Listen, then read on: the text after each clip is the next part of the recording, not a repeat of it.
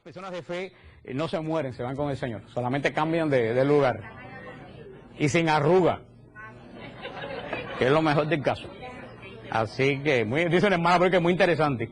Una vez el padre, se lo he dicho unas cuantas veces, una vez el padre Castellano lo llamó una señora diciéndole que le dolía el hígado, que le dolía el páncreas, que tenía una rodilla suelta, que tenía el hombro que se le caía, que no respiraba bien.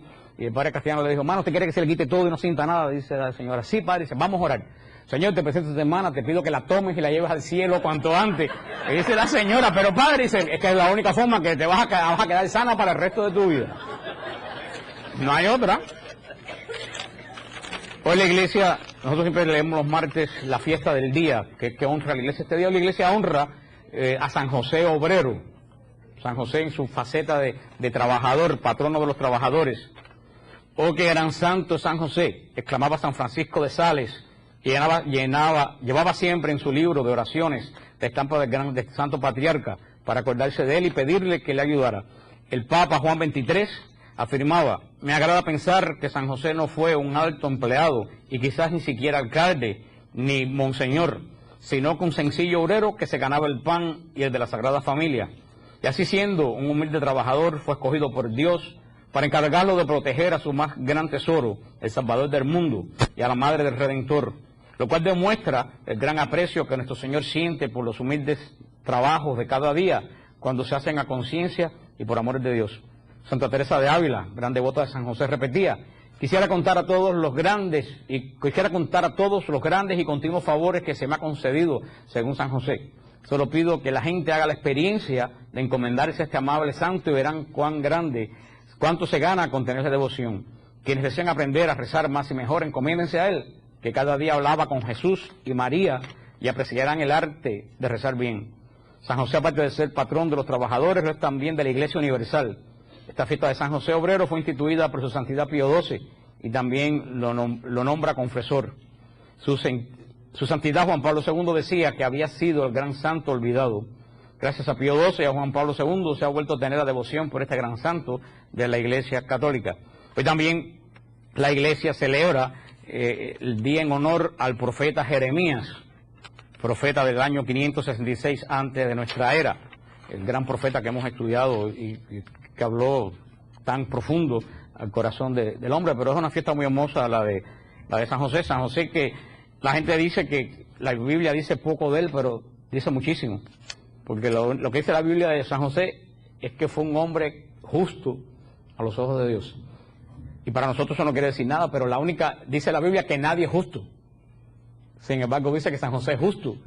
Y la única persona que la Biblia nombra justo es Abraham y José. Así que José es uno de los grandes obreros. Yo sí digo, si ganó la confianza del Señor para encargarle al Salvador del mundo, pues ahí no hay mucho más que hablar. Y aparte es el patrón de la Iglesia Universal.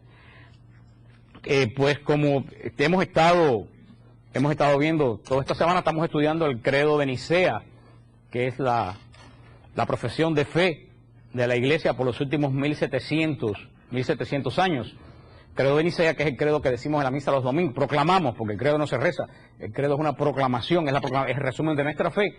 Y estamos estudiando el credo de Nicea, está dividido en 3 secciones: la sección del Padre, la sección del Hijo, la sección del Espíritu Santo. Estamos todavía en la sección del Padre. Hablamos, creo, qué cosa es creer, la definición de Dios. Hablamos la gran definición de la Iglesia que da de Dios, que es Padre, que es todopoderoso. Hablamos que es creador del cielo, de la tierra. Y los últimos martes hablamos de creador de lo invisible. Hablamos de los ángeles de Dios y hablamos de los ángeles caídos, fue la semana pasada. Entonces, pasar el tema de hoy, que vamos a hablar, acuérdense que el párrafo dice creador de lo visible y de lo invisible. Y empecé por lo invisible, vamos a ver de lo visible. Hoy, por una aclaración que quiero hacer de la semana pasada, que hubo algunas personas confundidas. Cuando yo dije que era peligroso hacer oración de liberación solo, yo me refería a ministerio de liberación. Ministerio de liberación. Si tú quieres hacer una oración de liberación, tú, todos los días por ti, por tu familia, tú lo puedes hacer solo. Las oraciones que tenemos en el website nuestro, hay cantidad de oraciones de liberación que tú puedes hacer devocionalmente. Cuando yo me decía que es un peligro hacerlo solo, es las personas que están en un ministerio de liberación. Y yo conozco gente que anda de casa en casa solo haciendo liberación, y eso es un peligro terrible. Nunca se debe hacer liberación solo, pero eso, ¿está claro eso? No aplica a las oraciones devocionales de liberación, que esas las podemos hacer, y de hecho yo recomiendo a todo el mundo hacer continuamente la oración de la sangre de Cristo, igual que la oración de liberación de Grandis, que son las dos oraciones. Quería aclarar eso. Vamos a ver, porque la gente me decía, bueno, no hay una repetición, si el credo dice creador del cielo, de la tierra, de lo visible, de lo invisible. No hay contradicción, porque cuando el credo habla, y lo vimos, creador del cielo, de la tierra, hablamos de la creación material, del universo, del mundo. Cuando habla de lo visible y lo invisible no se refiere a lo que vemos, sino a la parte espiritual visible. La parte espiritual invisible, ¿quiénes son? Los ángeles. La parte espiritual visible, ¿quién es la parte espiritual visible? Nosotros, porque somos seres espirituales. Por eso esta parte del credo habla de la creación del hombre. Dice Génesis 1:27, Dios creó al hombre a su imagen. A imagen de Dios lo creó. Hombre y mujer los creó. El libro de Génesis, siempre le he dicho a ustedes, y lo vuelvo a repetir de nuevo, hasta que la gente se le grabe, aunque yo no sé si esto es entendimiento o es una revelación espiritual, porque hay cosas de la palabra de Dios que es revelación espiritual, que la Biblia no es un libro científico. Tenemos que tener bien claro qué cosa no es la Biblia. Un libro científico no es un libro científico. La Biblia no es un libro de historia, aunque contiene historia. La Biblia no es un libro de historia, en el sentido como estudiamos la Revolución Francesa o como estudiamos la historia de Cuba o el descubrimiento de América. La Biblia no es un libro de genealogías. La Biblia no nos dice, el interés de la Biblia no es decirme quién se casó con quién. A Dios no le importa quién se casó con quién, eso no es el origen de la Biblia. Cuando la Biblia dice fulano y fulano que se casó con mengano, tiene hijos, está queriendo revelar un misterio espiritual, no es relacionado a quién se casó con quién. La Biblia no es un libro de evolución de la materia, la Biblia no habla de nada científico, punto. Ir a buscar datos científicos a la Biblia es andar más perdido que el hijo de Lindbergh, que jamás apareció. Eso está claro. Yo creo que no está muy claro. Porque vienen las preguntas, ¿dónde están los dinosaurios en la Biblia? Que me hacen continuamente. Yo digo, pero no voy a decir lo que iba a decir. Es decir, a mí que me importa, omití una frase. A mí que me importa dónde están los dinosaurios en la Biblia. A mí me ayuda espiritualmente saber qué pasó con los dinosaurios. Para nada. ¿Quién se ocupa de los dinosaurios? La ciencia y la gente que, aunque hay algunos dinosaurios que andan por ahí todavía. Yo conozco unos cuantos. Hay gente que me pregunta, ¿con quién se casó Caín? A mí que me importa con quién se casó Caín. El objetivo de la Biblia no es decirme con quién se casó Caín. Yo le dije un día a una persona, me hartó tanto, dije, mira, se casó con una mona, y así queda tranquilo Darwin y la Biblia. ¿Ya? Porque me preguntan, pero te lo preguntan en son de anjá. Te voy a poner en dificultad, ¿con quién se casó Caín? A mí, ¿qué me importa? A mí me edifica en algo saber con quién se casó Caín. Espiritualmente ustedes lo hacen crecer en el espíritu con quién se casó Caín. Eso para los chismosos.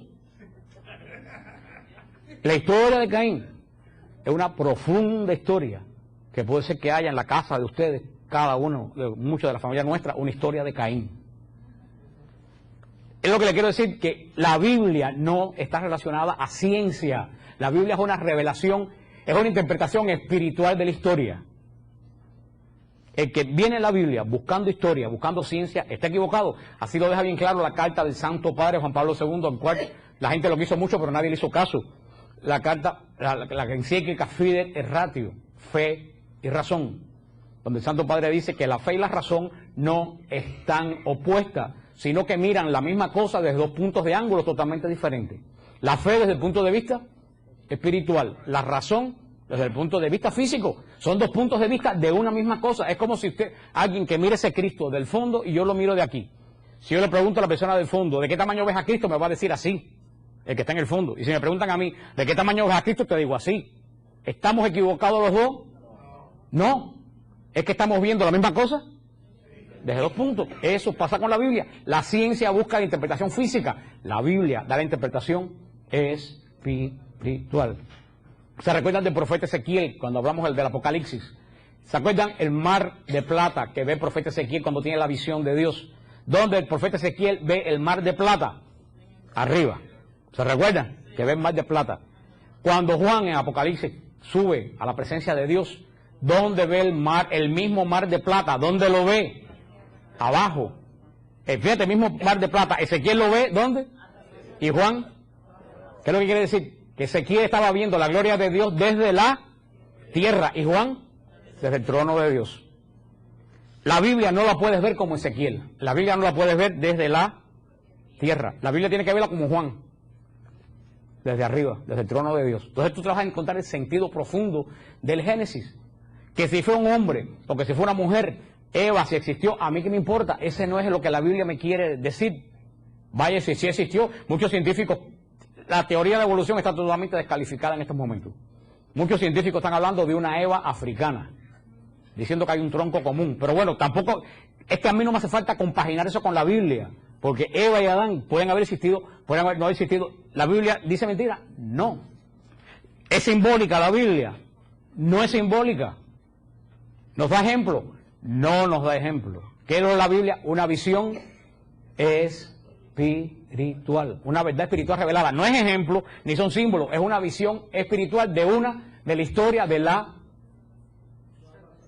salvación, como dice el hermano. ¿Usted entiende lo que estoy diciendo? Si tú no lees la Biblia así, pierdes el tiempo en discusiones tontas e inútiles. Porque Dios lo que quiere revelarte es su plan.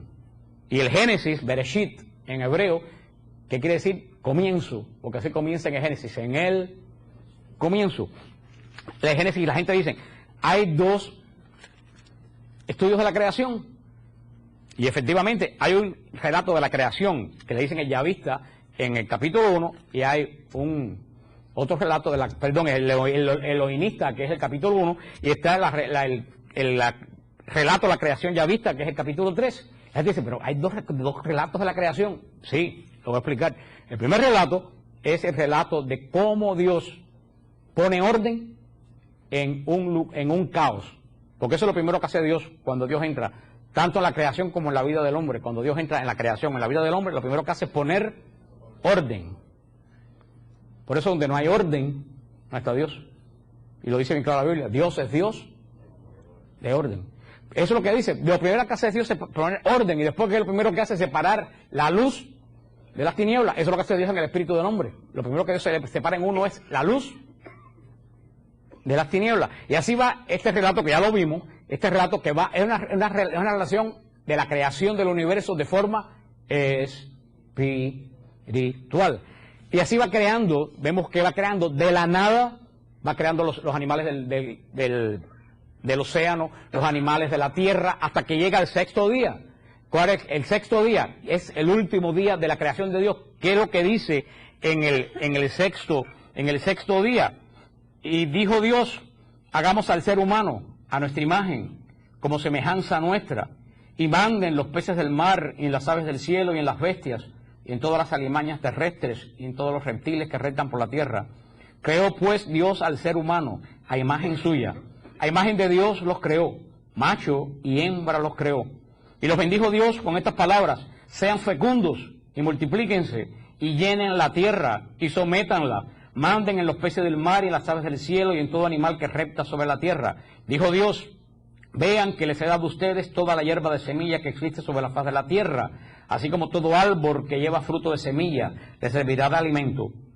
Y a todo animal terrestre, y a toda ave del cielo, y a todos los reptiles de la tierra, a todo ser animado de vida, les doy la hierba verde como alimento. Y así fue. Y vio Dios que cuanto había hecho, y todo era muy bueno. Y atardeció, y amaneció el día sexto. Se concluyeron pues el cielo y la tierra y todo su aparato, y dio por concluida Dios en el séptimo día la labor que había hecho, y cesó en el día séptimo de toda la labor que hiciera. Y bendijo Dios el día séptimo y lo santificó, porque en él cesó Dios de toda la obra creadora que Dios había hecho. Estos fueron los orígenes del cielo y la tierra cuando fueron creados. El último día Dios va creando del caos, va creando en perfección, hasta que llega a la última etapa de la creación de Dios, que es el hombre. Y después que Dios termina, el hombre le da la primera de las órdenes que da Dios. Crezcan, multiplíquense, sean fecundos. Esa es la gran diferencia de nosotros con los ángeles.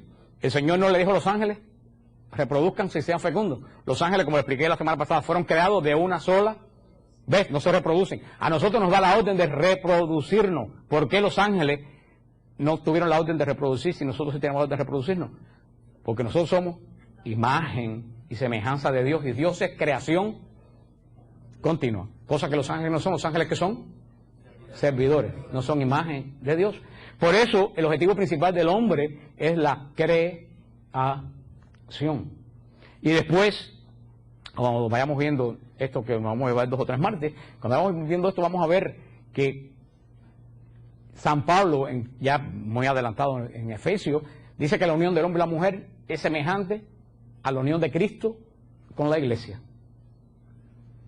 O sea, San Pablo dice que la unión del hombre y la mujer es tan poderoso que es exactamente igual a la unión mística de Cristo con la iglesia. Entonces eleva la unión del hombre y la mujer a algo santo, a algo sagrado. Por eso que la iglesia tiene a la unión sexual del hombre y la mujer como sacramento. Y como toda obra de Dios, tiene que ser ¿en qué? ¿En qué tienen que ser todas las obras de Dios? ¿De Dios de qué?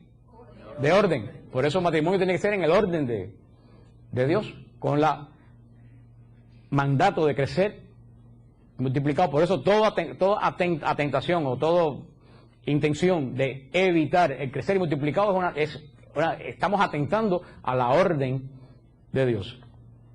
Y tal es así que yo lo decía, hermano, el otro día, hoy en día que todo el mundo está en lo natural. ¿No te has fijado que hoy en día todo es natural?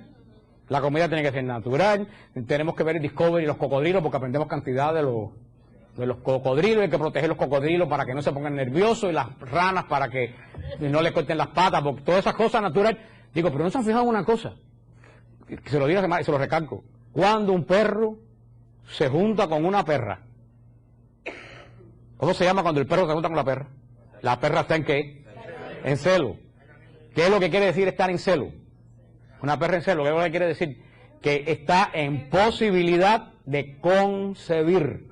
Eso es lo que quiere decir estar en celo, estar en posibilidad de concebir. El perro y la perra y todos los animales se juntan cuando la hembra está en posibilidad de concebir. Nosotros los hombres, me lleva al punto que nos juntamos cuando la hembra no tiene posibilidad de concebir. Fíjate que eso es lo que no es normal, lo que no es natural. Entonces, ¿por qué? Porque si fuéramos a mirar la naturaleza, bueno, mira los animales no evitan los animalitos. El instinto de ellos es reproducirse. ¿Por qué nosotros lo evitamos? El pecado, como ha dañado la naturaleza del hombre. Como ha dañado la naturaleza del hombre, pero eso es cuando lleguemos ahí. Lo que estamos hablando hoy, vemos cómo el Señor, cuando crea esta creación del hombre, dice bien claro la palabra de Dios, en el 6º día lo creó hombre y mujer, a su imagen y semejanza. Las personas que no son espirituales, por supuesto, como Helen Blavatsky, la madre de la teosofía, que lo que tenía en la cabeza era una batidora de 3 revoluciones, ella dice que como Dios crea al hombre, imagen y semejanza es que Dios es macho y hembra. Los delirios tremendos de la persona que no tiene el don del Espíritu Santo, pues está dañada por el pecado, como ella que estaba grandemente dañada por el pecado. Cuando la Biblia dice que el hombre y la mujer son creados de imagen y semejanza de Dios, no tiene que ver nada con la parte física, porque cuando Dios crea al hombre y a la mujer, Cristo no está encarnado. Entonces cuando Dios crea al hombre y a la mujer, Cristo no tiene figura de nada. ¿Qué cosa es Dios? Espíritu puro. Y el espíritu puro no tiene sexo. Dios no tiene sexo, en sentido que los espíritus, como los ángeles, no tienen sexo, no son sexuales. Cuando Dios crea al hombre y la mujer, no tiene ojo ni oreja. Sin embargo, la Biblia dice que lo creó a su imagen y semejanza. ¿Qué es lo que tiene el hombre y la mujer que es imagen y semejanza de Dios? El espíritu. Lo que quiere decir que nos creó a su imagen y semejanza es que a ambos, al hombre y la mujer, somos los únicos animales de la creación que tenemos algo que es semejante a Dios, que no lo tiene el resto de la creación. ¿Y es qué cosa lo que es semejante a que tenemos nosotros? El espíritu. Es lo que Dios crea que nos hace semejante a Él. Por eso el hombre y la mujer no son ni mayor ni menores delante de Dios, somos diferentes, que son 2 cosas distintas. Pero somos exactamente de la misma dignidad delante de Dios, porque hombre y mujer somos imagen y semejanza de Dios, creado a su imagen. Porque lo que nos diferencia a nosotros de los animales, que poseemos la capacidad de conocer Eso es lo primero. Un animal no tiene la capacidad de conocer. Una perra, cuando cuida a sus perritos, no es que conoce a sus perritos, él ya lo cría por instinto. Bueno, cuando ese perrito crece, si no lo separan de la madre, termina a lo mejor teniendo relaciones con la madre, porque cuando crece no puede discernir que ese otro animal es su madre, porque ellos no conocen. Luego, entonces el animal no tiene conocimiento, los animales tienen instinto. Nosotros somos los únicos que tenemos inclusive somos los únicos que tenemos conocimiento de nosotros mismos. Un caballo, una vaca no tiene conocimiento de él mismo. Nosotros tenemos conocimiento de nosotros mismos, de qué existimos, y tenemos la posibilidad de percibir la presencia de Dios. ¿Por qué tenemos la posibilidad de percibir la presencia de Dios? Porque somos imagen y semejanza de Dios. Eso que Dios ha depositado en nosotros, que es el Espíritu, que después vamos a verlo en otra forma, que lo dice la Biblia. Ese es el punto que nos dice el día sexto de la creación. En cuanto a la creación, nos dice visceralmente cómo Dios crea al hombre, que nos crea semejantes, no igual, semejantes a Él. En cuanto podemos conocernos nosotros mismos, podemos conocer lo que nos rodea, podemos percibirlo a Él, a Él. Eso es lo que nos hace diferente. Por eso todo hombre tiene una tendencia al conocimiento de alguien trascendente. Y cuando no conoce al Dios verdadero, se lo tiene que inventar. Porque el ateo, químicamente puro, no existe. Para mucha gente, el ateísmo es una religión de no creer en Dios, pero es una religión que tiene. Yo soy una persona que la prueba más grande que existe Dios son los ateos. Si no, Dios no existiera, no hubieran ateos. Pero todo hombre, los salvajes, los caníbales, que no tenían la renovación no tenían la revelación del Evangelio, ni la palabra de Dios como el pueblo hebreo, el instinto de ellos, ¿a qué lo llevaba? A que existe un ser que es trascendente a nosotros. Porque somos nuestra imagen, lo que tenemos dentro, nos tiende hacia Dios. Y cuando el hombre tiene la plenitud de sí mismo, cuando encuentra a Dios. Lo que decía San Agustín, y lo vamos a ver cuando hablemos de pecado. San Agustín decía: mi alma está inquieta y no reposará hasta que me encuentre en ti. Y eso es lo que le pasa a mucha gente que están buscando aquí, allá, porque están buscando llenar el vacío que tienen con cosas trascendentes. Y San Agustín decía: fuimos creados para lo intrascendente, fuimos creados para lo que no se acaba. Por eso cuando nos llenamos de cosas que se acaban, nos quedamos con deseo. Entonces decimos: yo creo que un carro convertible, eso es lo que me va a hacer feliz. Y trabajamos por el carro convertible. Cuando tenemos el carro convertible, estamos las 2 primeras semanas fascinados, pero las 2 semanas que pasan, ya. Entonces digo: no, ahora quiero un jet ski. Cuando tengo un jet ski, yo sé que voy a estar, compro el jet ski. Cuando tengo el jet ski lo uso, 2 semanas no lo uso más. Digo: no, porque es un jet ski muy chiquito, a lo mejor si tengo un yate, y empiezo a trabajar para tener el yate. Y después ya te viene la casa. ¿Por qué? Porque estás llenando tu vida ¿de qué? De cosas materiales. O esa es la mujer de mi vida, de toda mi vida. Y cuando te levantas por la mañana y ves a la mujer con los pelos parados y sin pintura, tú dices, y viceversa, también la mujer al hombre con la máscara esa de dormir con la apnea y todo eso, dice, porque ni hombre ni mujer, nosotros mismos nos podemos llenar. Lo único que puede llenar el deseo de nosotros, de lo eterno, es Dios, porque es eterno. Por eso que encuentra a Dios, se complace con lo que tiene. Porque todo el resto está lleno. Está lleno. Y eso es lo que quiere decir que fuimos creados imagen y semejanza de Dios, que Dios nos ha dado ese poder. Pero al mismo tiempo somos creados con inteligencia y con libertad. Exactamente igual cuando damos la creación de los ángeles. Tenemos inteligencia y libertad. Y voluntad, inteligencia, libertad y voluntad. Porque hay personas que dicen: bueno, ¿y por qué Dios a todo el mundo no los creó bueno? Diría: porque seríamos una creación de tontos. Porque entonces no seríamos buenos per se. Seríamos buenos, ¿por qué? Porque no tenemos posibilidad de ser malos. Es impensable que Dios cree a un hombre determinadamente. Porque, como le he dicho un montón de veces, nadie da lo que no tiene. Dios es intrínsecamente libre. Entonces Dios no puede crear a un semejante, a un ser que no sea libre. Por eso crea a los ángeles y a los hombres totalmente libres, con voluntad, conciencia y discernimiento para saber qué escoger. Por eso que Dios no puede crear gente buena nada más. Dice: pero ¿cómo crea al hombre sabiendo que libre? Porque Dios no puede crear a nadie limitado, porque entonces no sería Dios. Nadie da. Igual que como cuando hablamos Dios Padre, Nada malo sale de las manos de Dios, porque si en Dios no hay maldad, ¿cómo Dios va a dar algo malo? En esa creación, y cuando Dios crea al hombre, termina la creación. Fíjate, yo quiero que alguien me diga una creación nueva que haya habido en los últimos 4000 años de la naturaleza. No existe. Yo estaba viendo el otro día, las abejas que ustedes ven hoy haciendo miel en los panales, hacen lo mismo hace 6000 o 7000 años. Todos los días hacen exactamente lo mismo. Siempre somos nosotros los que creamos. La creación, no sé, si hay, el hombre viene del mono, ¿cómo hay monos que no se han seguido reproduciendo? Al contrario, hay gente que involuciona, gente que se vuelve mono. Hay gente que va para atrás. No. ¿Por qué? Porque la último acto creacional de Dios, ¿qué cosa fue?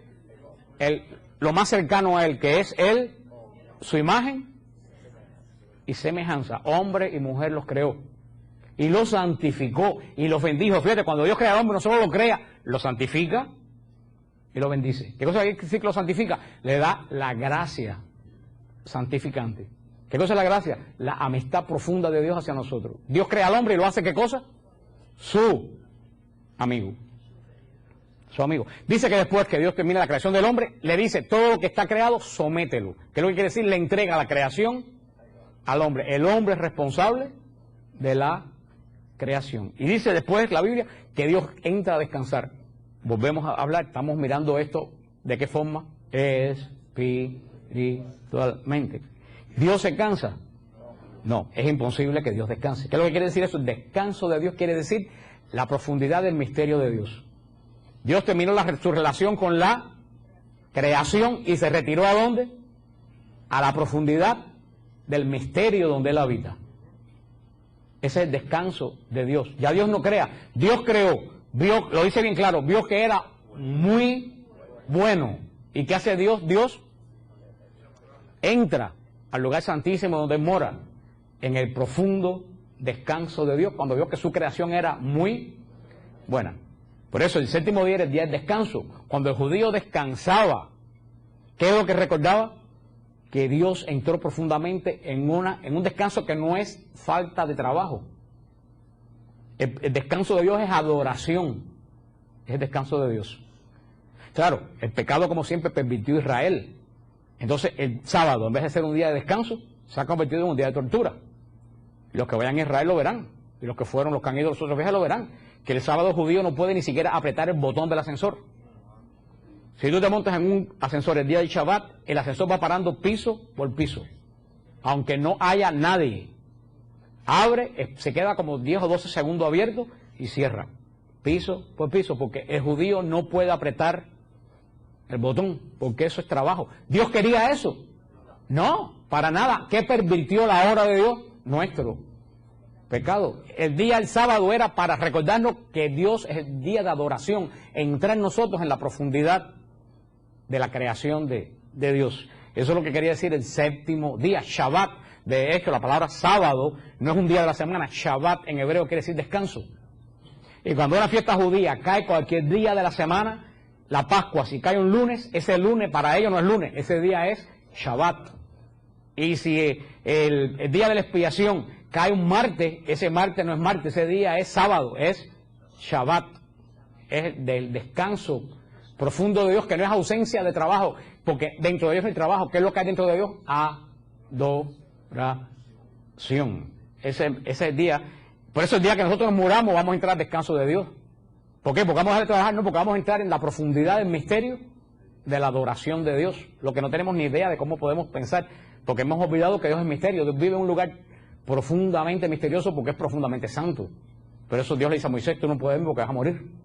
Porque ni de lejos podemos pensar cómo es ese lugar santísimo, donde vamos a ver solamente más adelante, lo único que puede penetrar es Jesucristo, que es el puente entre Dios y el hombre. Entonces uno se pregunta, bueno, si el sexto día, ¿qué dijo Dios cuando terminó la creación? Que era no. El sexto día dice que era muy bueno. 5 días dijo que era muy bueno, que era bueno solamente. El sexto dijo que era muy bueno. Entonces uno mira alrededor y dice, bueno, ¿y qué pasó con la creación de Dios? Es cuando viene la famosa pregunta, ¿por qué si Dios es tan bueno hay mal en el mundo? Entonces, ¿dónde está la respuesta de eso? En el capítulo 3 de Génesis. La segunda narración de la creación en el capítulo 3 no es que se contradice con la primera, es que la primera es la creación, podríamos decir, cósmica, del orden de Dios. Ahora en el capítulo 3 se va a concentrar en por qué la creación de buena terminó lo que hemos visto. Es otra interpretación de la creación. Podemos decir que si Génesis 1 y 2 es la creación del cosmos, podemos pensar que el capítulo 3 es la creación de la desgracia del hombre. Porque el hombre perdió todo lo que Dios... En Génesis habla Bereshit, que creo que se quiere decir Bereshit, comienzo. En Génesis habla de 3 comienzos. Comienzo de la creación, con el capítulo 1 y 2. Comienzo del pecado, con el capítulo 3. Y comienzo de la fe, con Abraham en el capítulo 12. Por eso que es Bereshit, los 3 grandes comienzos de Génesis. Y ahora el segundo dice, vamos a leer algunos pasajes, no tengo tiempo de leerlo todo, dice, la serpiente, eres más astuto de todos los animales del campo que Yahvé Dios había hecho. Ven, y aquí nos llaman, en el primer capítulo llaman a Dios Elohim. Elohim es una palabra hebrea plural, no es una palabra singular. Elohim es una palabra hebrea plural, con la característica que se usa con el pronombre personal. Nosotros no tenemos eso en español. Pero Elohim se usa con el pronombre personal, pero sin embargo es una palabra plural. Por eso que dice Dios durante todo el capítulo 1, ¿qué es lo que dice? ¿A qué? Hago. ¿Qué es lo que dice? Hagamos. Y Elohim es una palabra plural porque están hablando las 3 divinas personas que intervienen en la creación, Padre, Hijo y Espíritu Santo.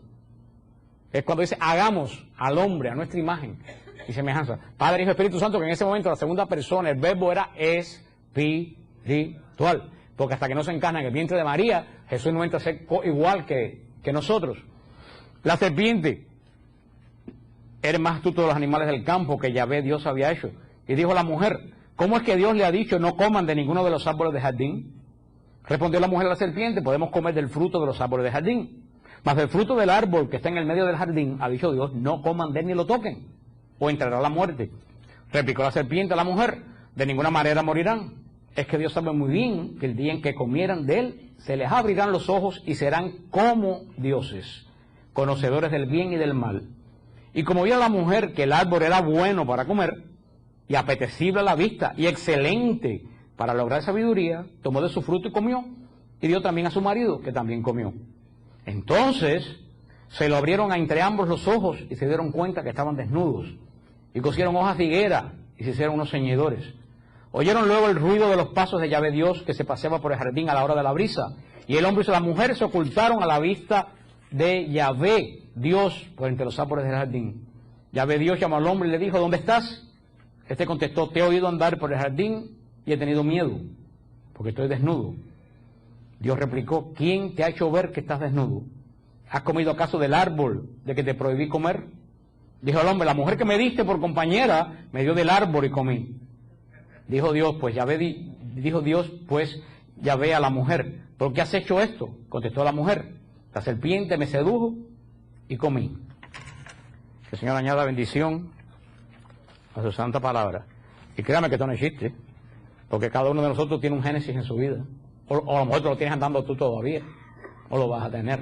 Esta es la explicación espiritual de por qué la creación de Dios se dañó. ¿Se recuerda la semana pasada cuando le hablamos como el profeta Ezequiel nos dice que el ángel principal moraba ¿dónde? En el Edén, nos dijo el profeta Ezequiel. O sea, de alguna forma que no sabemos, los ángeles de Dios estaban juntos con los hombres. Ese ángel principal era el encargado de ¿qué? De guardar la creación. Ese ángel principal, que era el encargado de guardar la creación, en un momento, lo hablamos la semana pasada y nos vamos a repetir, en un momento entró la maldad en él, que es lo que Pablo VI llamó el misterio de la iniquidad. Dice, mantuvo toda su condición espiritual, pero perdió hasta el último átomo de santidad. O sea, un ser intrínsecamente malo, donde no una persona mala, el hombre más malo puede tener algo bueno. Hasta Hitler amaba a sus hijas, amaba a la gente que él quería y le hacía algo bueno a esa gente. Toda persona, la más mala que ustedes se pueden imaginar, tiene algo bueno. El demonio perdió absolutamente toda capacidad de bondad en su vida. Sin embargo, mantuvo, por eso, ¿cómo le llamó Pablo VI? Ese nombre es terrible, misterio de la iniquidad. Algo tremendamente horrendo. Ese ángel, que en ese momento era un ángel, por eso lo ponen aquí como serpiente, porque es una criatura de Dios. ¿Por qué la serpiente? Por las características de la serpiente. La serpiente, hablamos la semana pasada, que es sutil, que no se siente venir, que engatusa a la víctima, y cuando la víctima se da cuenta, ya está adentro. Y cuando la tiene adentro, le exprime y le saca todo lo que tiene. Ese ser creado, que en un momento, por voluntad propia, escogió mal. Ese ser se le presenta a la creación de Dios, a los cuales él tenía responsabilidad de ¿qué? De cuidar. Ay, hermano, cuidado. Cuidado que alguien que tú tengas responsabilidad de cuidar, tú le dejas un mal ejemplo. Por eso hay que orar tanto por los sacerdotes. Porque nosotros pecamos y nos van a pedir responsabilidad por el escándalo que le demos a la tía o a la abuela. Pero un sacerdote que cae, el Señor le va a pedir cuenta de todas las personas que hasta en Polonia oyeron la noticia y fallaron. Cuidado, que el pecado peor del ángel fue que él engañó a los que tenía que guardar. Y fíjate cómo él se presenta. Él no se presenta con una mentira total. Él se presenta con una media verdad. Una media verdad es peor que una mentira. Cuando tú oyes una mentira radical, tú dices, no, eso no. Pero cuando tú oyes algo que parece verdad, tú dices, ¿cómo eso me suena que tiene algo de verdad? ¿Qué le dice? El ángel que dice Cristo, que es de naturaleza mentirosa. ¿Qué es lo que le dice? Así que Dios te dijo que no puedes comer de todo. Claro, a la mujer le sonó. Dijo, no, eso no fue algo que dijo. Si el ángel le dice a la mujer, qué sé yo, Dios abrió un lago de fuego, la mujer no le hubiera sonado eso, hubiera dicho, ¿qué habla este? Pero le sonó. Así que Dios te dijo que no puedes comer nada. Y la mujer le dijo, no, al contrario, Dios me dijo que podía comer todo, menos el árbol del bien y del mal. El demonio es así, el demonio siempre te viene con una mentira que te suena a verdad, pero virada al revés. El gran problema que le dije la semana pasada cuando hablamos del demonio, que el Señor reprenda, que con el demonio no podemos dialogar. Punto. A la vez que tú dialogas con él, te pierdes. Como un animalito que viene una serpiente, no se puede poner a jugar con la serpiente, porque se lo traga más rápido. El árbol del bien y del mal, dijimos la semana pasada. ¿Qué cosa es? El árbol del bien y del mal, el que Dios le dijo al hombre, puedes utilizar todo lo que existe en el mundo, menos decidir qué cosa es bueno y qué cosa es malo. Él poner la regla de qué cosa es bueno y qué cosa es malo, lo voy a poner yo. Aparte de eso, haz lo que tú quieras. ¿Por qué? Si él no hubiera seguido las reglas de Dios, ¿qué es las reglas que iba a poner Dios? Si hubiera seguido las reglas esas, todo hubiera sido excelente, porque Dios es intrínsecamente justo. Dios no quería que el hombre tomara la iniciativa porque sabía que el hombre, a la vez que tomara, decidir qué es bueno y qué es malo, qué cosa es. ¿Ustedes saben qué cosa es eso? Poder. El que decide qué es bueno y qué es malo sobre un grupo de gente, eso es poder. Dios sabía que el día que el hombre tuviera poder, se iba a corromper. Por eso dijo, yo menos eso, todo lo demás. ¿Qué le dijo el demonio? Le dijo una verdad. Dios no quiere que tú comas de ese árbol porque el día que comas vas a ser como él. ¿Por qué? Porque si Dios se reserva para él solamente decidir qué cosa es bueno y qué cosa es malo, y yo decido qué cosa es bueno y qué cosa es malo, yo estoy ocupando el lugar de Dios. Yo voy a hacer, pero no, ahí fue donde el demonio no le dijo, no ibas a ser como Dios en poder, ibas a ser como Dios porque ibas a meterte en el territorio que Dios reservó para él. ¿Pero qué pensó el hombre? El hombre pensó eso, no, voy a ser como Dios, voy a ser todo poderoso y todo-potente. Esa es la mentira del diablo. Cuando el diablo hoy mete a los muchachos en droga, no les dice dónde van a terminar. Le dice, mira qué cool coger estas y mira qué bien se pasa. Cuando siempre viene gente que viene familia mía de Cuba, yo siempre primero los llevo a South Beach y los paseo por Ocean Drive, el sábado por la noche. Y después los llevo afuera de Camilo House. Y le enseño a la gente durmiendo, tapándose con cartones. Y le digo, lo que tú viste que comenzó allí, terminó aquí. Porque el demonio le dice al muchacho, la droga es nice, vas a estar en algo, no vas a ser un bobo. Y cuando la agarra, empieza, como yo leí que dice, que para abajo los escalones se bajan de 2 en 2. Cuando lo agarra, lo lleva a Camilo House. Pero no te dice eso, él nada más te enseña el famoso glamour de Hollywood. Me entra la vida de todos esos artistas de Hollywood para que tú veas que no hay ahí, lo único que es miseria. Como dijo la Madre Teresa de Calcuta, qué pobres son los ricos, nada más que tienen dinero. Y con dinero hay algo que no se puede comprar. ¿Ustedes creen que Nicole Smith fue feliz?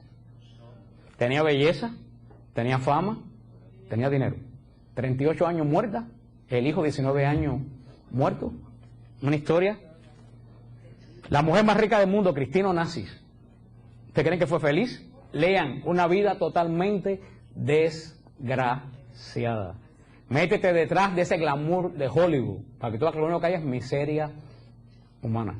Pero eso es lo que el demonio muestra en la televisión. Y eso es lo que el demonio le dijo a esta gente. Y esta gente creyeron la mentira como la seguimos creyendo hoy la gente, los jóvenes en Estados Unidos, y nosotros también lo seguimos creyendo, la mentira del demonio. Olvídate de Dios, si Dios lo que quiere es tenerte amarrado, si tú puedes, que eso es lo que te promueve el televisor y la nueva era, esa es la mentira que el demonio está diciendo hoy. Ustedes pueden ser dioses. Eso es lo que dice la nueva era, tú eres Dios. Tú eres Dios. Porque el demonio no te, como le dije la semana pasada, lo bueno que el demonio no tiene mucha capacidad de invención. Siempre repite y repite lo mismo. Y siempre nosotros nos lo seguimos. Y el hombre dijo, así que hacer el secreto de Dios, porque Dios es misterio. Cuando tú desnudas a Dios, ese no es Dios. Y hoy en día también nosotros los católicos muchas veces queremos que nos expliquen a Dios. Tú no puedes explicar a Dios, Dios es misterio. Cuando tú desnudas a Dios, ya Dios perdió la santidad. Porque nuestros cultos, la Eucaristía nuestra se ha vuelto que no llama la atención a nadie, porque nuestra Eucaristía ha perdido el misterio de Dios. Todo está expuesto a la vista de todo el mundo. Ya no hay nada misterioso en la Eucaristía. Todo lo ves y todo lo registra. Dios es misterio. El hombre quiso entrar en el misterio de Dios. Sí que eso es lo que Dios, pero eso que Dios no quería. Pues vamos allá. Dice que la mujer vio y que era como apetitoso, es lo que dice. Claro, ¿cómo no va a ser apetitoso? Hacer lo que a ti te dé tu realísima gana. Claro que es atractivo. Y la mujer, eso sí, como yo. Y el hombre, porque ese es el problema del pecado. El pecado, cuando uno está en pecado, uno no solo quiere estar en pecado, quiere arrastrar a más gente en pecado. Porque entonces tiene la justificación de que tú no eres tan malo. Y San Pedro lo va a decir después. Cuando tú sales de los vicios, los que fueron contigo viciosos van a querer que tú regreses, porque tú saliendo del vicio eres una bofetada para los que se quedaron ahí. Por eso es que nunca se peca solo, siempre se peca y siempre tú quieres tratar de meter a gente en el mismo. Y el hombre también entró en el jamo. Y cuando dice que cuando el hombre comió el árbol del bien y del mal, se le abrieron. ¿Y qué vio? ¿Que era como Dios? No. ¿Qué se dio cuenta?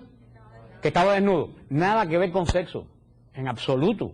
¿Qué le voy a decir que estaba desnudo? Cuando el hombre comió, que entró en el misterio de Dios, se dio cuenta, tarde, de que todo lo que tenía se lo había dado Dios y que lo había perdido. Hermano, demasiado tarde. Así nos pasa a veces. Todo lo perdió. Se le abrieron los ojos. El demonio cumplió con lo que le prometió. Se le abrieron los ojos, pero vio que era como Dios. Vio que era un montón de tierra, de fango. Entonces, ¿qué fue lo que hizo? ¿Se hizo una ropa con qué? Con hierba. ¿Sabes qué quiere decir eso? ¿Cuánto puede durar una ropa de hierba? ¿Cuánto puede durar? ¿Qué te puede tapar de la lluvia o del frío una ropa de hierba? Quiero decir que todo lo que el hombre hace por sí mismo no le sirve para nada. Entonces, dice que Dios todas las tardes venía a caminar con el hombre por el jardín. Creo que quiere decir eso. ¿Con quién tú sales a caminar por la tarde a dar una vuelta a la manzana? ¿Con un extraño que pasó y te llamó? ¿Con una persona, el marido, la mujer, los hijos, alguien muy íntimo? Quiere decir que el hombre y Dios eran íntimos. ¿Qué quiere decir eso? Que el hombre estaba lleno de gracia, era inmaculado, era semejante a Dios. Y cuando Dios vuelve, como siempre, son con Dios, ya el hombre tiene abierto ¿qué cosa? Los ojos. Cuando el hombre oye a Dios, que todos los días el hombre esperaba a Dios, vamos a dar la vuelta. Cuando ve a Dios, ¿qué es lo que hace? No, dice que le entró miedo. Esa es la primera consecuencia del pecado. El hombre que no conocía el miedo, sintió miedo. Primera consecuencia del pecado. Cuando se te abren los ojos. Entonces ya tú no amas a Dios. Tú le tienes miedo, respeto, miedo a Dios. El pecador le tiene miedo a Dios, por eso es que es mejor decir Dios no existe. Porque si existe, cuidado. Entonces, evade la realidad diciendo, a mí qué me importa si eso es una cuento de vieja. Primero que nada, el hombre sintió en su corazón algo que nunca había sentido. ¿Sintió? Miedo. Cuando tú encuentras a Cristo, hermano, lo primero que será de tu corazón es el miedo. Y te dice, ¿tienes cáncer? Y tú dices, aleluya, lo peor que puedo hacer es que morirme, me voy con él. Salgo ganando. Cuando tú encuentras a Cristo, lo primero que, porque todo eso que el hombre perdió, vamos a ver después que eso regresó al hombre a través de Cristo, gracias a Dios después. Pero estamos en la primera parte. El hombre sintió miedo. ¿Y qué hizo? Se escondió. Lo que hacemos todos los pecadores. Lo primero que hacemos es, nos vamos de la iglesia, nos vamos del grupo, nos vamos de la gente santa que conocemos. Nada, ya yo no estoy para eso. El miedo te aparta de Dios. Y Dios le dijo, ¿dónde está? ¿Y qué le dice el hombre? No, y Dios le dijo, si tú tienes miedo, es que sabes que todo lo que tú tenías era mío y lo has. Entonces dice, ¿quién? Claro, acuérdense que esto es una enseñanza, una interpretación espiritual. Profundísima, esto es lo más profundo que yo he visto en mi vida. Y el que no entienda esto, no entiende la redención. Cuando Dios le dice, ¿a quién te lo dijo? Fíjense, cuando Dios crea a Adán, porque el Señor le dio todo a Adán, y Adán en todo lo que tenía no encontraba compenetración. Porque hermano, tú puedes tener una cotorra, pero mentir, una cotorra no es igual que un ser humano. Tú puedes tener un perro y puedes adorar un perro, hacer la perversión de cuando falta Dios, que terminas haciendo del perro más grande que tu familia. Pero un perro no puede llenar tu vida. Adán se dio cuenta que con todo lo que tenía le faltaba algo. Por eso cuando Dios crea a la mujer, Adán, ¿qué es lo que dice? Esta es hueso de mis huesos. Y claro, ¿qué quiere decir? Esta sí me puede entender a mí, porque esta es exactamente igual que yo. Igual pero distinta. Ahí es cuando vamos a ver la gran diferencia. Porque después vamos a explicar eso. Pero fíjense, los hombres tienen unas características de Dios y las mujeres tienen otras características de Dios. Y cuando el hombre y la mujer se unen, entonces está todas las características de Dios completas. Después vamos a ver, en otros días vamos a ver eso. Dice Adán, este es hueso. Y fíjate que dice el Señor que lo crea de la costilla. Lo crea de la costilla. No lo crea de la cabeza, porque si lo crea de la cabeza, la mujer hubiera sido superior. No la crea de los pies, porque si la crea de los pies hubiera sido, lo crea del mismísimo medio, como dice San Juan Estalactita, dice, lo crea del costado de una costilla, porque es lo que está pegado al corazón. Lo crea exactamente igual. Dice, este es hueso de mis huesos. Y cuando Dios le dice, ¿qué forma hizo? La mujer que tú me diste. ¿Sabes lo que quiere decir? Si yo pequé, fue por culpa tuya. Porque si tú no me la das, yo no peco. Esa es la primera consecuencia del pecado. Le echamos la culpa a Dios. ¿Por qué Dios me hace esto a mí? Cuando alguien me pregunta, yo le digo, hermano, busca tu vida porque eso no te lo hizo Dios, eso te lo hiciste tú. Lo que es más fácil es echarle la culpa a Dios. Es lo primero, fíjate, hermano. Hermano, hemos cambiado desde Adán y Eva. La mujer que tú me diste, tú eres el culpable que había pecado. ¿Por qué Dios me hace? Una vez alguien que yo conocía pasó algo muy triste, y a lo mejor yo fui muy duro, pero el Señor me lo puso en la boca, a mí no me importa quedar bien con la gente. Esta persona tenía un hijo de 13 años y le dio las llaves del carro para que diera una vuelta por la cuadra. El muchacho se mató. Chocó con un camión de refresco y se mató. Y en el velorio el padre estuvo gritando todo el tiempo, ¿por qué Dios me lo quitó?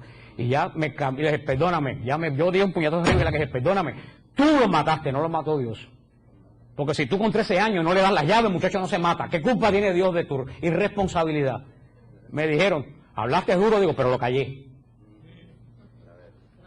¿Cómo le va a echar la culpa a mi Dios que el muchacho se murió si el responsable de ese muchacho no es Dios, es él? El pecado, la mujer que tú me diste, fue la que me hizo pecar. Yo soy buena gente, es tú, mala suerte, es la mala estrella que tengo, o la vida que me ha llevado. Cuando a usted le venga por decir eso, acuérdate de las palabras de Génesis, la mujer que tú, ya no es hueso, esa es la primera consecuencia del pecado, miedo. Segunda consecuencia del pecado, esconderse. Tercera de Dios, la tercera consecuencia, echarle la culpa. Ya esa mujer no era mi bendición, esa mujer era mi maldición. Ya lo que Dios me dio no era bendición, lo que Dios me dio fue maldición. Cambiamos los valores del orden de la creación de Dios. Y el hombre le dijo a la mujer, Dios le dijo a la mujer, y la mujer, para no quedarse atrás, la culpa la tuvo la serpiente. Lo mismo, yo no fui culpable. A mí, hermano, culpable fue la serpiente, culpable fue la mujer, culpable. Ahora, esto es muy serio. Esto es muy serio. Ahora, de los tres son culpables, pero de los tres, ¿quién es más culpable? La serpiente. Porque la mujer fue engañada, el hombre fue un estúpido. Pero la serpiente voluntariamente, sin que en ella hubiera mal, se hizo mala. Por eso la culpa de la serpiente es superior a la de toda la creación. Por eso que el demonio no tiene redención. El hombre y la mujer son redencionables. ¿Por qué? Porque fueron engañados. El demonio no tiene justificación. A él miró para todos lados y no encontró, aparte que él no tenía ningún interés en echarle la culpa a nadie, porque el demonio es intrínsecamente soberbio. Sí, lo hice y qué.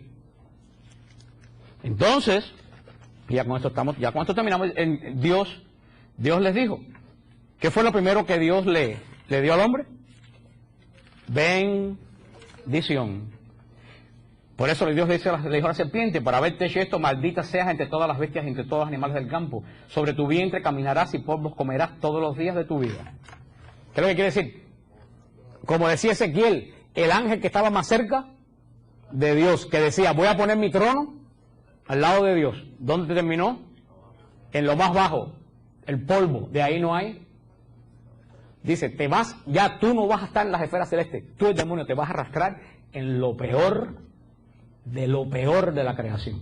Que es donde se ha estado arrastrando toda esta, donde quiera que haya inmundicia, ahí se arrastra el demonio. Y va por orden. ¿Quién es más culpable después del hombre? Después de la serpiente. La mujer. Le dice, a la mujer le dijo, tantaré tus fatigas cuanto sean tus embarazos. Con dolor parirá los hijos. Hacia tu marido irá tu deseo y él te dominará. Aquella mujer que había sido creada exactamente igual que el hombre, pasó a ser propiedad del hombre. Pero puedo decir, todo esto tuvo solución ¿en quién? En Jesucristo.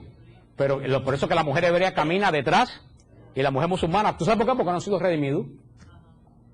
Por eso que camina la mujer, no están todavía en la antigua maldición. La mujer camina detrás. ¿Cuál era la bendición? Multiplícate. ¿Cuál es la maldición? Te vas a seguir multiplicando, pero vaya que te va a costar. Entró en el mundo lo que no existía. ¿Qué entró en el mundo? El dolor. El dolor era ajeno a Dios. Por eso que el hombre no soporta el dolor, porque el dolor es ajeno a nuestra naturaleza. Y por eso que Cristo se hace hombre. Cristo se hace hombre para conocer dos cosas que Dios no conocía: el miedo y el dolor.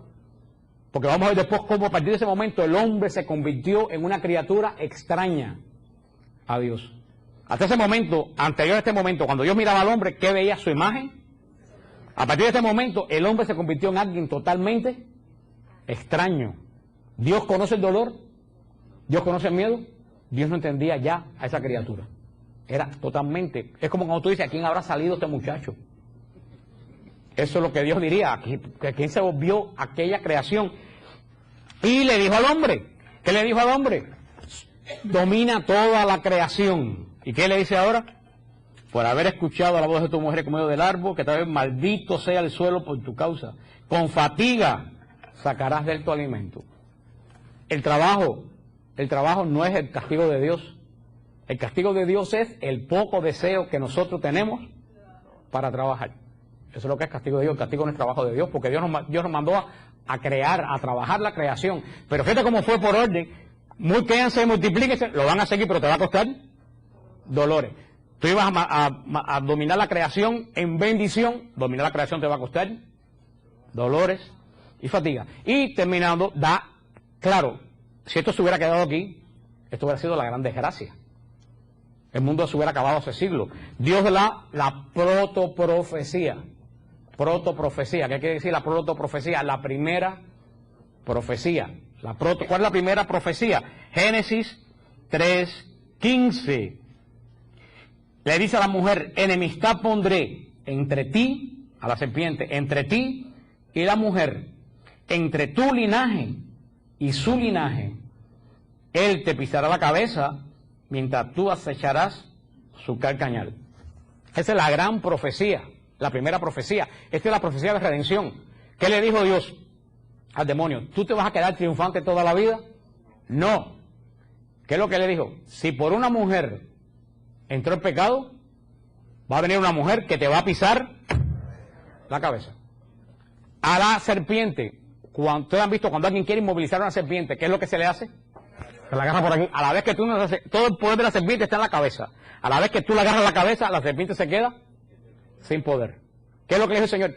Va a venir una mujer que te va a quitar todo el poder. María. Y tiene lógica. Dios arregla las cosas con lo mismo que el hombre la destruye. Si por una mujer entró la desobediencia, por una mujer va a entrar. Fíjate lo que la primera profecía, enemistad entre el demonio y una mujer. Desde ese momento el demonio paró las antenas. Dijo, así que una mujer es la que me va a quitar todo el poder. Tengo que estar atento a ver quién es esa. Por eso al final de la historia, en Apocalipsis 12, aparece de nuevo María y al frente ¿quién? El demonio. La misma historia de Génesis. No se entiende ni el Calvario ni el Apocalipsis si tú no entiendes Génesis 3:15. Enemistad total entre una mujer. Por eso cuando María viene al mundo, que es lo que San Ireneo de León en el siglo II hizo un escrito espectacular que está en Siloé, cuando hace una comparación entre Eva y María. Eva totalmente desobediente, María totalmente obediente. Cuando dice, yo no tengo voluntad, yo soy una esclava del Señor. Cuando dijo eso, la historia del mundo se partió en dos. Con esas palabras de María. Ahí comenzó la redención. Ahora lo que dice, el linaje de la mujer va a tener poder para destruirte. Te va a pisar la cabeza.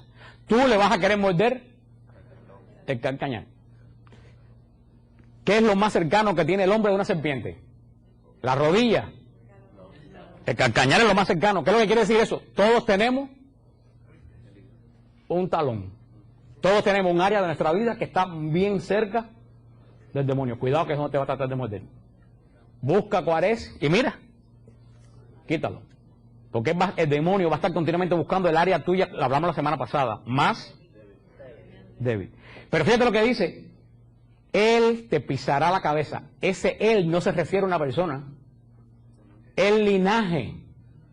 En hebreo se entiende mejor, porque en hebreo dice, ellos te pisarán la cabeza. Ellos. ¿Quiénes son ellos? La descendencia de la mujer. La descendencia de la mujer va a pisarle la cabeza. ¿Con quién se inicia la descendencia de la mujer? Con Cristo, en el nombre de Jesús. ¿Y con quién sigue? Con todos nosotros los hermanos de Jesús. Como dice Apocalipsis 12, los hijos de la mujer, los que hacen la voluntad de Dios. Esa es la gran promesa. Todos ustedes y yo que somos hijos de María, por eso hoy teníamos de visita la estatua de la rosa mística, que esa no es de aquí, hoy cayó de fly aquí, por eso yo la puse ahí. María, la vocación de María para los consagrados.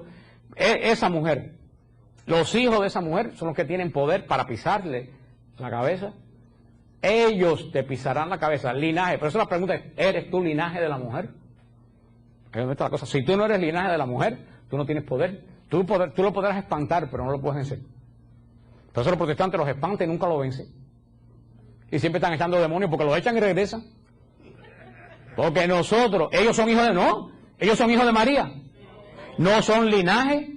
Ellos lo dicen, yo no soy hijo de María, yo no soy linaje de la mujer. Tú no tienes poder para aplastarle la cabeza al demonio. Solamente el linaje de la mujer. ¿Qué mujer? La de Génesis 3:15. La que tiene poder para aplastarle. Y esta es la primera y gran profecía. Y esa es la gran esperanza que a partir de ahí anima a Israel. Por eso que la fecundidad en Israel es una bendición, porque todas las mujeres querían tener bastantes hijos, a ver si ella se convertía en la madre del linaje que iba a derrotar al Mesías. De ahí sigue la historia de Caín, que la seguiremos la semana que viene, de Caín y Abel, que tampoco tiene que ver con quién se casó Caín y con quién se casó Abel. Vamos a verlo después, que Caín y Abel lo que hablan es muy sencillo, y cuidado, que a lo mejor en tu casa tienes un Caín o tú tienes un Abel. ¿Eso es lo que quiere decir? Que el pecado de los padres lo adquirieron los hijos. No porque Dios se lo pasó, sino porque los hijos se criaron en el pecado. Dios no pasa pecado, los hijos se criaron viendo. Nadie sabe qué clase de desavenencia entró entre el hombre y la mujer después del pecado. La culpa fue tuya, la culpa, ¿sabe Dios cuántas peleas? ¿Y los hijos qué cosa? Oyendo eso, tú fuiste la culpable, el culpable fuiste tú fuiste la que oíste, él fue el que dijo, ¿y los hijos? Oyendo. ¿Y qué fue la consecuencia de la violencia de los padres? Un hermano mató a su hermano. Esta es la historia de Caín y Abel. A mí me importa con quién se casó Caín. Eso te da a ti. Sin embargo, el saber, cuidado, porque tú puedes tener en tu casa un Caín y un Abel. O tú puedes haber engendrado, o tú puedes ser hijo de un Adán y Eva, que te pasaron a ti el abuso y la sinvergüencería y la falta de perdón y el de rencor. Y cuidado con los padres. Cuidado al padre que le traspase al hijo, porque Dios no pasa pecado, pero los hijos se crecen mirando lo que el padre hace. Cuidado, esto es enseñanza espiritual profundo para alertar a todo el mundo. Que a mí ni que me importa con quién se casó. Aquí la historia es que esa familia fue totalmente dañada por el pecado. Y por culpa de ese pecado entró lo que nunca había habido en la creación, entró la muerte. Ya la imagen de Dios mató a la imagen de Dios. Ya la creación estaba dañada. Pero había una esperanza. ¿Quién era la esperanza? La mujer. No, ahí se mienta Jesús para nada. Después que en Isaías, porque acuérdense que la revelación en la Biblia es progresiva. Jesús se miente en Isaías ya. Ahí solamente la esperanza de la humanidad es la mujer que va a derrotar.